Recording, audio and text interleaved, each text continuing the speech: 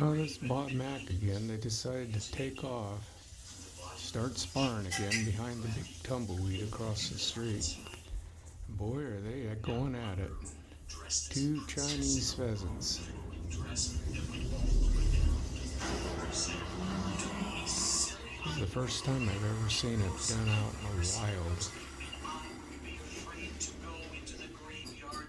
They're really sizing each other up, and both these pheasants have extra long tail feathers.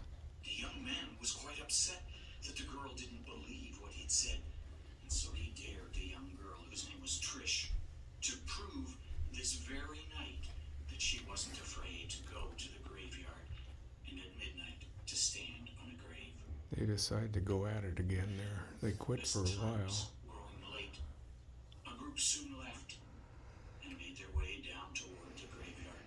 Before they left, Trish put on her long cloak that was part of her costume, and they worked their way down the street toward Who the can hold cemetery. their tail feather up As the they highest, escaped, it one looks of the like to boys me. handed Trish a fork from the kitchen.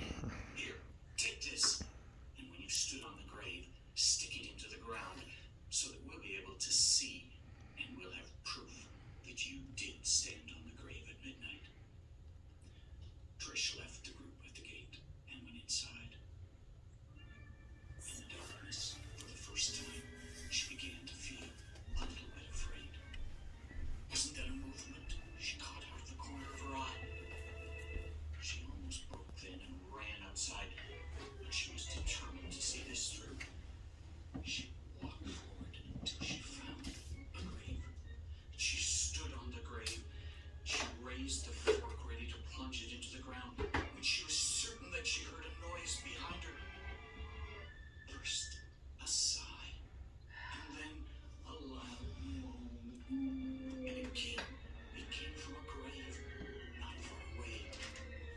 Now she was sure that she could hear something approaching. Well, they seem to settle their differences. They're walking away from She was each too other. frightened to scream. She plunged the fork into the ground. Bob Mack out. Thanks for watching. She was